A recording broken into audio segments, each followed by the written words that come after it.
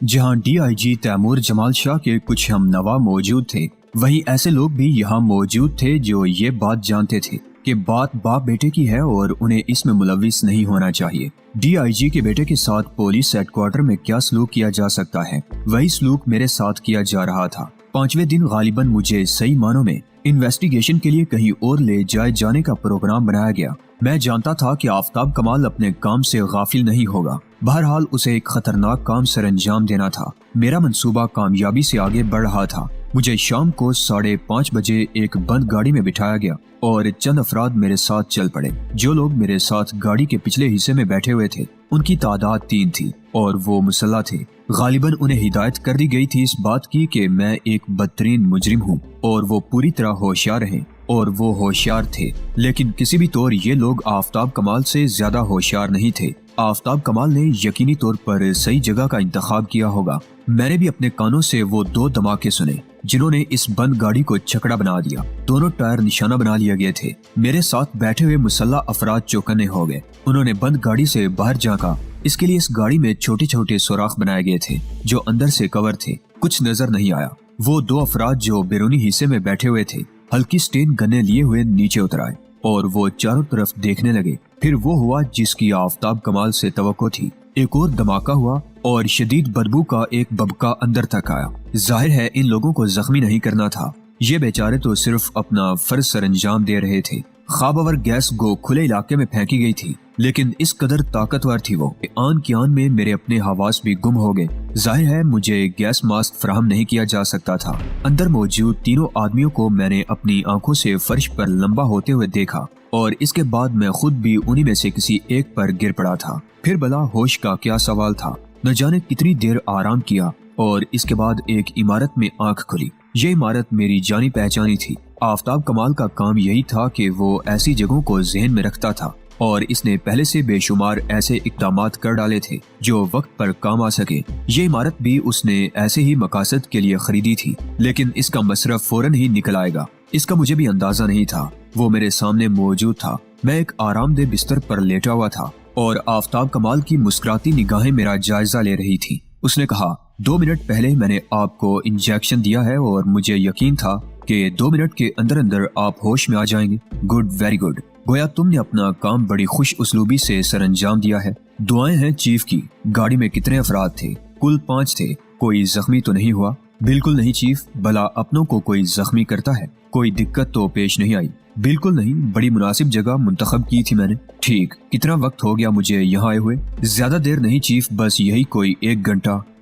तो फिर अब क्या प्रोग्राम है? चीफ, जैसा आप पसंद करें। तो हमारा अपना ये प्रोग्राम निहायत कामयाबी से आगे बढ़ा है। मेरा ख्याल है आज के दिन तो आराम कर ही लें, कल देखते हैं क्या सूरत हाल रहती है। हाँ, बस यूँ समझ लो कि अब काम शुरू हो चुका है। लेकिन आफ्ताब कमाल, मैं तुम्हें बहुत ज्यादा इस काम में मुलविस नहीं देखना चाहता। यहाँ इस शहर में 3 पॉइंट बनाए हैं मैंने चीफ। नंबर 1 ये है, नंबर 2 और 3 के पते आप मुझसे ले लें। खैर, तुमसे मुझे यही उम्मीद थी। जानता हूँ कि तुम मुझे कहीं भी किसी मरहले पर तन्हा नहीं छोड़ोगे। आपका गुलाम हो चीफ, ऐसी क्या बात है। आफ्ताब कमाल कुछ देर रहकर चला गया। तन्हा ही था। ये इमारत एक छोटी सी रिहाइश गाह थी जिसमें 2 बेडरूम, एक ड्राइंग रूम, डाइनिंग और एक छोटा सा गैराज था। एक छोटी सी फैमिली के लिए बेहतरीन जगह। बहरहाल मुझे अपने पहले हेडक्वार्टर के तौर पर यह पसंद आई थी और अब यहाँ से मुझे आगे के तमाम कामों का आगाज करना था। इंतहाई दिलचस्प सूरत हाल का आगाज हो चुका था और अब मुझे इस ग्राउंड पर काम करना था। इस इमारत में पहली रात गुजरी। दूसरे दिन सुबह को हाकर बहुत से अखबार इमारत में डाल गया। आफ्ताब कमाल ने ही इसका बंदोबस्त किया होगा। मैं अखबार लेकर बैठ गया। पहला ही अखबार सनसनीखेज सुर्खी का हामिल था। मेरे बारे में बहुत बड़ी खबर थी। मैंने जल्दी जल्दी दूसरे अखबारात पर निगाहें दौड़ाई और शिश्त रह गया। तमाम ही अखबारात ने मेरे बारे में जली सुर्खियां लगाई थी। ये तमाम अखबारात मेरे लिए मुतजाद कैफियत के हामिल थे। मुझे उम्मीद नहीं थी कि वो इस कदर तफसीलात में चले जाएंगे, बल्कि उन अखबारात में खबरें पढ़ के मुझे हैरानी भी हुई थी। अखबार वाले भी बड़े सितम ज़रीफ होते हैं। खामोश रहें तो इस तरह जैसे शनासाई नहीं, कुछ करने पर तुल जाएं तो फिर इस कदर गहराई में चले जाते हैं कि बाज़ औक़ात इंसान को खुद अपने माजी की बातें याद नहीं रहती। कुछ इस कदर हाशिया आराइयां की गई थी कि मैं हैरान था। मेरा पूरा बायोडाटा लिखा गया था। मेरे फरार की दास्तान बड़ी नमक मिर्च लगाकर बयान की गई थी। उन लोगों के जख्मी होने की कहानी भी सुनाई गई थी जो दर हकीकत जख्मी हो गए थे। اخبارات نے بڑے دلچسپ پیرائے میں لکھا تھا، بالآخر وہ منظر عام پر آ گیا۔ اس نے طویل عرصے سے تہلکہ مچایا ہوا تھا۔ افسوس یہ ہے کہ وہ محکمہ پولیس کے ایک انتہائی نیک نام پولیس آفیسر کا بیٹا ہے، لیکن اس سلسلے میں اس افسر اعلیٰ کو اس کی برائیوں کا ذمہ دار نہیں سمجھا جا سکتا، کیونکہ DIG تیمور جمال شاہ صاحب نے اسے اپنے گھر سے نکال دیا تھا۔ جہانگیر جمال شاہ ایک بین الاقوامی مجرم، ایک بہت بڑا دہشت گرد جس نے ملکی راز چرا کر باہر فروخت کرنے کی کوشش کی تھی۔ یہ طرح طرح کی سرخیاں اور خبریں تھیں جو میرے بارے میں لگائی گئی تھیں۔ میرے بارے میں تفصیلات لکھتے ہوئے کچھ اخبارات میں لکھا تھا، یہ شخص بہت بڑے تعلقات رکھتا تھا اور اس کے کرم فرما اسے مصیبتوں سے بچاتے رہتے تھے، لیکن بالآخر یہ قانون کے شکنجے میں آ گیا تھا، مگر اب بھی نہیں کہا جا سکتا کہ اس کے فرار میں کس کا ہاتھ ہے۔ پولیس تفتیش کر رہی ہے، سنسنی خیز انکشافات کی توقع ہے۔ جہانگیر جمال شاہ نے بہت سے ایسے جرائم کیے ہیں جن میں بلیک میلنگ اور قتل و غارت گری شامل ہے۔ ابھی تھوڑے دن پہلے اس نے فیروز شاہ نامی ایک معزز انسان کو اسمگلنگ کے الزامات لگا کر گرفتار کرایا ہے۔ فیروز شاہ کا کہنا ہے کہ یہ شخص بلیک میلر تھا اور اس نے فیروز شاہ سے 1 کروڑ روپے کی رقم بھی وصول کی ہے۔ جہانگیر جمال شاہ شادی شدہ تھا، اس کی بیوی لاپتہ ہے۔ اس کا نامعلوم گروہ ابھی تک پولیس کی نگاہوں سے اوجھل ہے۔ اسی گروہ نے جہانگیر جمال شاہ کو گیس بم کا دھماکہ کر کے اغوا کیا ہے۔ جہانگیر جمال شاہ ایک بین الاقوامی گروہ سے تعلق رکھتا ہے جو ہر قسم کے جرائم کرتا ہے۔ میں دلچسپی سے ان تمام تفصیلات کو دیکھتا رہا۔ میرے بارے میں بڑی جانفشانی سے تفصیلات اکٹھا کی گئی تھی اور میرے ماضی کے بہت سے واقعات تلاش کیے گئے تھے۔ بہرحال میں اخبار والوں کی اس ارک ریزی کا معترض تھا جنہوں نے میرے سلسلے میں اس قدر چھان بین کی تھی۔ البتہ افسوس مجھے صرف اس بات کا ہو رہا تھا کہ اس طرح تیمور جمال شاہ بدنام ہوئے تھے۔ میرے اہل خاندان بھی منہ دکھانے کے قابل نہیں رہے تھے۔ ظاہر ہے اب ان تفصیلات کی تردید تو اخبارات میں کیا آئے گی، چاہے میں اپنا کیس سر انجام دینے کے بعد ایک بار پھر سے منظر عام پر آ جاؤں۔ جنہیں بدنام ہونا تھا وہ تو ہو ہی چکے تھے اور اب ان کے چہروں سے بدنامی کی یہ چھاپ ہٹنا مشکل تھی، لیکن یہ بھی ایک اثار تھا اپنے وطن کے لیے۔ میں نے اتنی ساری برائیاں خرید کر وطن کے دشمنوں کو کیفر کردار تک پہنچانے کا بیڑا اٹھایا تھا۔ میں نہ جانے کیا کیا سوچتا رہا اور میری کیفیت عجیب سی ہو گئی۔ پھر آفتاب کمال سارے معاملات سے فارغ ہو کر دوبارہ میرے پاس آ گیا۔ اس نے مسکراتی نظروں سے مجھے دیکھا اور بولا، چیف اخبارات دیکھ لیے؟ سارے اخباروں نے آپ پر سرخی لگائی ہے۔ ہاں آفتاب کمال، لیکن یہ سرخی سیاہی بن کر میرے خاندان کے چہرے پر لگ گئی ہے۔ نہیں چیف، اب ہمارے اخبار والے اتنے ذہین بھی نہیں کہ اتنی جلدی تمام باتوں کا کھوج نکال لیں۔ یہ آپ کے اس خادم ہی کا کارنامہ ہے۔ آفتاب کمال نے سینے پر ہاتھ رکھ کر چہکتے ہوئے کہا اور مجھے ہنسی آ گئی۔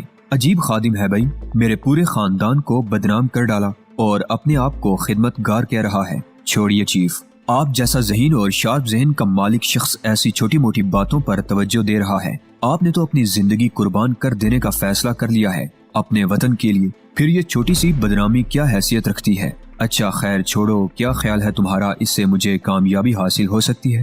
100% چیف، 100%۔ میں پیش گوئی کیے دیتا ہوں کہ بہت جلد آپ ان کی نگاہوں میں ایک مقبول حیثیت اختیار کر جائیں گے۔ اب آغاز کہاں سے کرنا چاہیے؟ اپنا شہر ہر لحاظ سے موزوں ہے چیف۔ ہاں، یہ ایک صنعتی شہر ہے اور جہاں اس کی بہت سی پروکار کہانیاں مشہور ہیں، وہیں پر یہ ایک بین الاقوامی شہر بھی ہے، اور اگر کوئی شخص کسی کام کا آغاز کرتا ہے تو پہلے اسے یہیں سے صورتحال کا جائزہ لینا پڑتا ہے۔ میرا مطلب ہے کہ اصولی طور پر اب آپ ان لوگوں کے منظور نظر بن چکے ہوں گے۔ اگر وہ سمجھدار ہیں تو آپ کی تلاش ضرور کریں گے، کیونکہ اخبارات نے آپ کے بارے میں جو کچھ لکھا ہے اس سے انہیں یہ اندازہ ہو جائے گا کہ آپ سے زیادہ ان کے لیے کارآمد اور کوئی نہیں ہو سکتا۔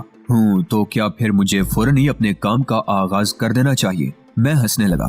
آفتاب کمال کی چیز تھا۔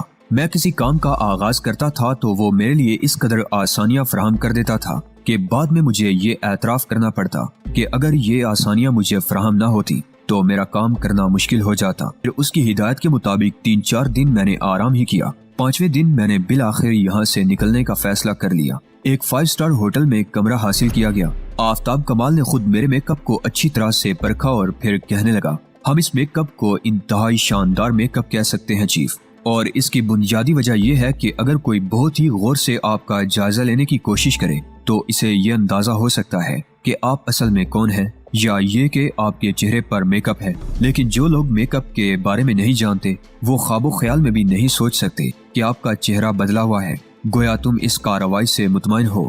ہاں چیف، اور اب اس سلسلے میں آپ کو ایک بات اور بتانی ہے مجھے۔ बस आप समझ लें कि यहाँ मैं वीटो पावर ही इस्तेमाल कर सकता हूँ। वो क्या? वो ये चीफ कि मैं लम्हा लम्हा आपके ताक़ुब में लगा रहूंगा। मैंने अपने तमाम आदमियों को नकद मुआवजे अदा कर दिए हैं, उन्हें खुसूसी चीजों से मुसल्ला कर दिया है। ठीक है, इन दिनों हम वो मकाम नहीं रखते जो पिछले कुछ दिनों पहले हमें हासिल था, लेकिन हमारा मकाम भला हमसे कौन छीन सकता है। हम आज भी इतने ही बाइख्तियार हैं जितने पहले थे। खैर, इख्तियार का मसला तो बिल्कुल नहीं है, क्योंकि जरूरत पड़ने पर अगर हम मुसल्लह अफवाज से पूरी ब्रिगेड मांगेंगे तो हमें वो फराहम की जाएगी। जाहिर है ये मामला ऐसा ही है। मुल्क के मफादात के खिलाफ काम करने वालों को आसानी से तो नहीं छोड़ा जा सकता। बिल्कुल चीफ, तुमने उन लोगों से क्या कहा है? मेरा मतलब अपने साथियों से। बस एक मुहिम के बारे में कहा है चीफ, और उन्हें होशियार कर दिया है कि किसी भी लम्हे उन्हें आग और खून की बारिश करनी पड़ सकती है। चुनाचे मैंने उनसे कहा है कि हर लम्हा वो मुस्तैद रहें। आप 5 स्टार होटल के उस कमरे में मुकीम तो हो जाइए, लेकिन आप बेफिक्र रहें, आपके इर्द गिर्द बहुत से लोग फैले होंगे। ये बात तुम्हें मुझे नहीं बतानी चाहिए थी आफ्ताब कमाल। क्यों चीफ? इस तरह मैं मुतमईन हो जाऊंगा और इत्मीनान नुकसान भी पहुंचा सकता है। आफ्ताब कमाल हंसने लगा, फिर बोला, जहांगीर जमाल शाह मुझसे ये बात कह रहा है। कोई और अगर कहता तो मैं मान भी लेता। चीफ, मैं जानता हूँ कि नीले रंग में रंगा हुआ ये शख्स बहुत मुश्किल ही से किसी के सामने मार खा सकता है। मेरी तारीफें करके तुम मुझे बिल्कुल ही नाकारा कर दोगे आफ्ताब कमाल। अच्छा खैर, अब छोड़ो इन बातों को। तो मुझे कब पहुंचना है? बस चीफ, शाम के 7 बजे आप एयरपोर्ट से सीधा वहां जाएंगे और वहां आपका इस्तकबाल मिस्टर डिसूजा की हैसियत से किया जाएगा। तफसीलात तो आपके पास मौजूद ही हैं। ठीक 7 बजे मैं इंतहाई खूबसूरत होटल के लाउंज में दाखिल हो रहा था। पोर्टर ने मेरा सामान, जो एक सूटकेस की शक्ल में था, अपने हाथ में ले लिया। मेरे चेहरे पर फ्रेंच कट दाढ़ी थी और एक हल्की मास्क लगी हुई थी, जिसने मेरे खदोखाल में नुमाया तब्दीली पैदा कर दी थी। बहुत ही दिलकश और दिलचस्प चेहरा था ये। मास्क भी ऐसी थी कि किसी के तस्वुर में भी ना आए। मैंने खुद इसका जायजा लेकर इस इत्मीनान का इजहार किया था। होटल के मखसूस कमरे में पहुंचने के बाद मैंने इत्मीनान की गहरी सांस ली। अब मैं निहायत दिलजमी से अपने काम को सरअंजाम देना चाहता था। वैसे पिछले दिनों के अखबारात मेरे सिलसिले में इतनी ही दिलचस्प तफसीलात लिख रहे थे जितनी लिखते रहे थे। तैमूर जमाल शाह का बयान भी छपा था, जिसमें उन्होंने कहा था कि ये आवारा मिजाज लड़का कतई तौर पर उनके लिए काबिल रायत नहीं है और वो उसकी गिरफ्तारी के सिलसिले में अपनी तमाम तर सलाहियतें सर्फ कर देंगे। पुलिस की कारकर्दगी की तफसीलात भी सामने आ रही थी। कम अज कम इससे ये फायदा होता है कि पुलिस की कार्रवाइयों का जुर्म करने वालों को सही अंदाजा होता रहता है। गर्ज ये कि दिलचस्प हंगामा खेजियों का भरपूर आगाज हुआ था और अब मैं आने वाले वक्त के लिए पूरी तरह तैयार था। यहाँ आने के बाद मुझे अपने कमरे में मुकीम होकर नहीं बैठ जाना था, बल्कि होटल की दिलचस्पियों में पूरी तरह शरीक रहना था, ताकि मेरा राब्ता मेरे मतलब के लोगों से हो सके। इस काम के लिए 1 हफ्ता मुतय्यन कर दिया गया और इस 1 हफ्ते के बाद मुझे दूसरे होटल में मुकीम होना था। पहले यहीं से काम शुरू करना था, लेकिन तकदीर ने ऐसे मामलात में हमेशा मेरा साथ दिया है और इस वक्त भी तकदीर ने मुझे तन्हा नहीं छोड़ा। मैं होटल के डाइनिंग हॉल में एक मेज पर बैठा एक मशरूब से शुगल कर रहा था कि वो हसीन लड़की मेरे सामने पहुंच गई। इतना मासूम चेहरा कम ही देखने में आता है। ऐसी मुलामत, ऐसी दिलकशी के इंसान एक निगाह देखने के बाद ही दूसरी नजर डालने पर मजबूर हो जाए। उसके चेहरे की निस्बत उसका बदन भरपूर था, यानी आप एक ऐसी इंतहाई हसीन लड़की का तस्वुर कर सकते हैं जो जिस्मानी तौर पर तो भरपूर हो, लेकिन उसका चेहरा देखकर ये अंदाजा बआसानी लगाया जा सके अपने जाल में फांसने में कोई दिक्कत नहीं होगी। मेरे करीब आकर वो बोली, माजरत चाहती हूँ जनाब, क्या आपका नाम डैनी पार्कर है? मैंने मुस्कुराती निगाहों से उसे देखा और आहिस्ता से कहा, पहली बात तो ये है मिस के आप जैसी प्यारी सी शक्ल की लड़की किसी से अगर माजरत चाहे तो उसे डूब मरना चाहिए। सबसे पहले आपके मुखातिब को आपको ये पेशकश करनी चाहिए कि बराए करम तशरीफ रखिए, मैं आपसे ये दरखास्त करता हूँ। जी, वो हैरानी से बोली, मेरा मतलब है मिस, आप बराए करम तशरीफ रखिए। ओह शुक्रिया, बेहद शुक्रिया। वो नर्वस से अंदाज में बोली और इस तरह कुर्सी पर बैठी कि उसका हाथ सामने रखे हुए मशरूब के गिलास से टकरा गया। मैंने जल्दी से गिलास पकड़ लिया था, वरना वो लुढ़क जाता और मशरूब मेज पर फैल जाता। वो कांप सी गई और उसने आहिस्ता से कहा, सॉरी, वेरी सॉरी। मेरी समझ में नहीं आता कि आप इस कदर नर्वस क्यों हैं। नहीं, मैं नर्वस तो नहीं हूँ, उसने खुश्क होंठों पर जुबान फेर कर कहा। आप क्या पीना पसंद करेंगी मिस? नहीं जनाब, पहले आप मुझे ये बता दीजिए कि क्या आप डैनी पार्कर हैं? नहीं बताऊंगा। जी, वो फिर उसी मासूमियत से बोली, अगर मैंने आपसे कह दिया कि मैं डैनी पार्कर नहीं हूँ तो आप यहाँ से उठ जाएंगी, चली जाएंगी और फिर मेरा दिल चाहेगा कि मैं अपना सर फोड़ डालूं। आप जैसी हसीन लड़की अगर एक लम्हे में रुखसत हो जाए तो फिर इंसान का दिल कहाँ लगता है। ओह नहीं, मैं तो बैठी हुई हूँ, आप बस मुझे ये बता दीजिए कि आप डैनी पार्कर नहीं हैं। पहले आप मुझे ये बताइए कि डैनी पार्कर से आपका क्या ताल्लुक है। नहीं, वो मेरी एक बहुत प्यारी दोस्त एंजेला की मंगेतर है। एंजेला ने एक बार मुझे उनकी तस्वीर दिखाई थी और ये भी बताया था कि वो इस मुल्क में रहते हैं। हालांकि जब मैं यहाँ आई तो मैं उससे नहीं मिल सकी थी। उस वक्त एंजेला न्यूयॉर्क गई हुई थी और न जाने कब तक वापस आती, जबकि मेरा इस वक्त यहाँ आना बेहद जरूरी था। अगर उसके इल्म में होता कि मैं यहाँ रही हूँ तो वो लाजमी तौर पर यह कहती कि डैनी पार्कर से मिले बगैर ना आऊं। तो बस आप यूँ समझ लीजिए कि आप डैनी पार्कर से ना सही उसके किसी हमशक्ल से मुखातिब हैं। आप डैनी पार्कर नहीं हैं। मिस, आप वादा कर चुकी हैं कि आप मेरे साथ एक गिलास मशरूब जरूर पिएंगी और अगर मैं आपसे सच ना बोलूं तो भी मुझे अफसोस होगा। मैं वाकई बदकिस्मती से डैनी पार्कर नहीं हूँ। तस्वीर के मुताबिक वैसे वो तस्वीर भी मैंने सरसरी तौर पर देखी थी। वैसे क्या किसी के मंगेतर को इतनी गहरी निगाहों से देखना चाहिए? हरगिज नहीं, ये गुनाह अजीम है। आप सिर्फ अपने मंगेतर को गहरी निगाहों से देखें।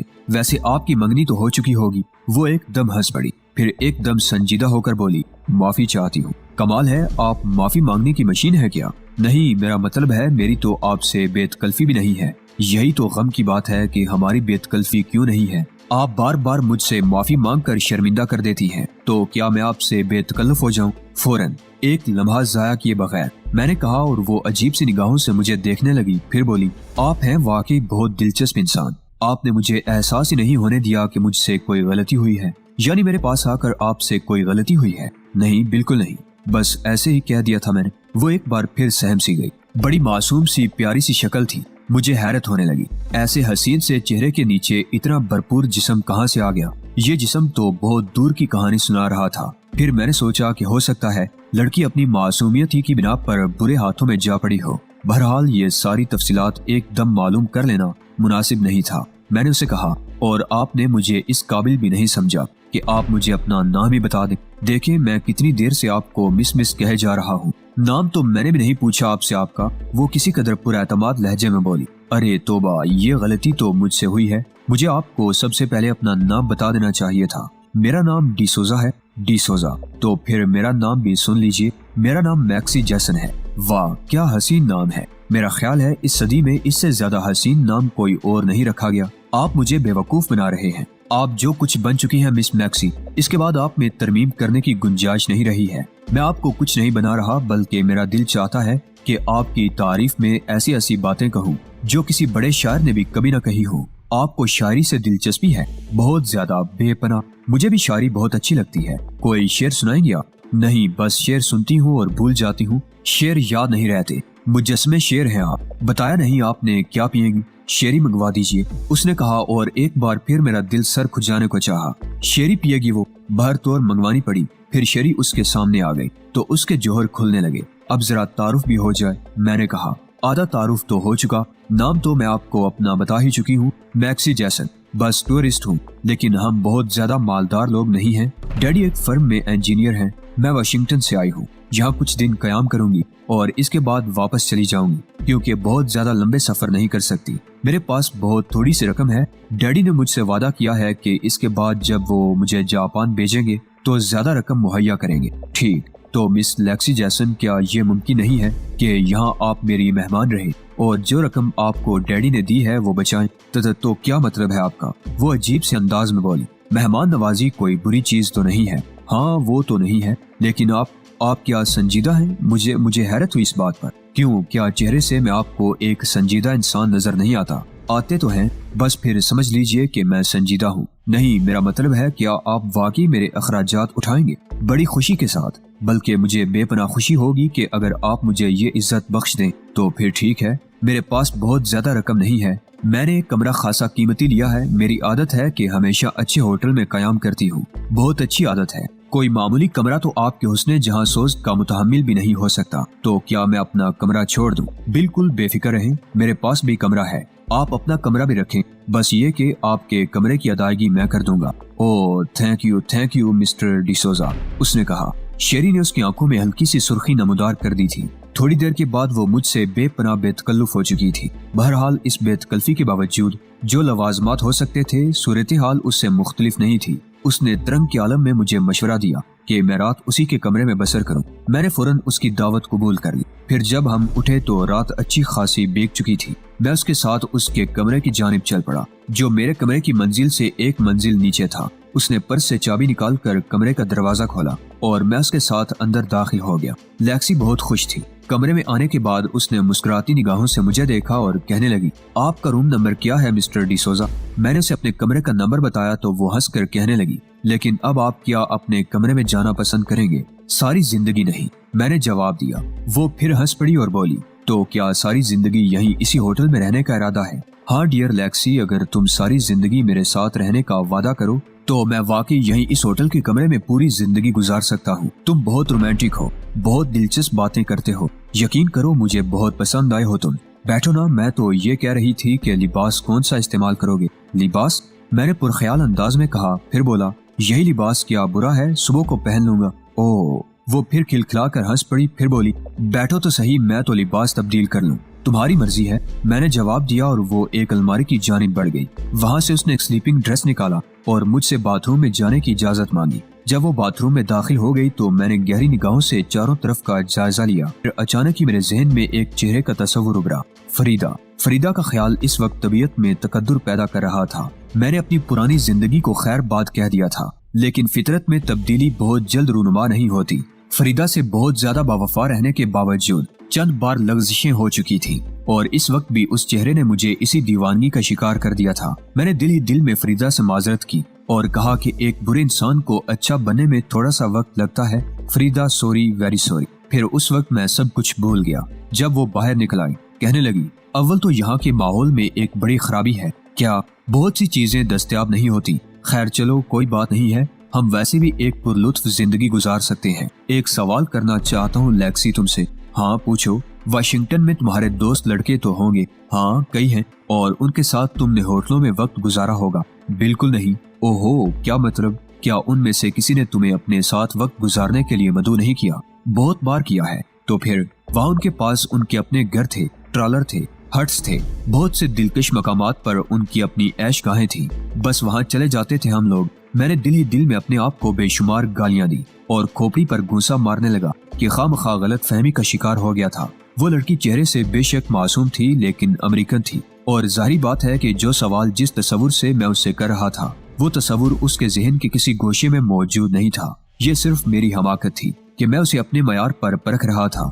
بعد میں اس نے اپنی رنگین راتوں کی کہانیاں سنائی۔ اس کی زندگی میں سب سے پہلا مرد اس کا اسکول ٹیچر تھا اور اس وقت اس کی عمر صرف 12 سال تھی۔ میں صبر و سکون سے یہ سب کچھ سنتا رہا۔ اس نے اپنے دوسرے دوستوں کی صفات بھی مجھے بتائیں، لیکن اس کی باتوں پر کان لگانے کا مقصد تھا کہ میرا ذہن مکمل طور سے اس کی طرف سے ہٹ جائے۔ میں نے ایسی حرکتیں کی کہ اس نے خود ہی اپنی گفتگو کا سلسلہ ترک کر دیا، اور پھر میں نے اسے اپنی جانب مائل کرنے میں زیادہ وقت نہیں لگایا۔ کمبخت ایسی گھٹیا باتیں کر کے میرے مشرقی احساس کو جگا رہی تھی، لیکن اس وقت کسی اور احساس کے بجائے اس کے چہرے کی معصومیت اور بدن کی دلکشی پر توجہ دینا زیادہ مناسب تھا، اور میری یہ توجہ پسند آئی۔ وہ مجھ سے پوری طرح گل مل گئی، اور جب انسان ایک دوسرے سے گل مل جاتا ہے تو پھر اس کے درمیان فاصلے نہیں رہتے۔ اس نے میری ذات سے بے پناہ دلچسپی کا اظہار کیا اور کہنے لگی، میرے خدا، مشرق کی حسین داستانیں۔ میں نے اپنی کچھ ایسی دوستوں کی زبانی سنی تھی جنہیں مشرق کا دورہ کرنے کا موقع ملا تھا۔ وہ مجھ سے کہتی تھی کہ مشرقی نوجوان بہت مختلف ہوتے ہیں۔ میں کئی بار سوچا بھی تھا،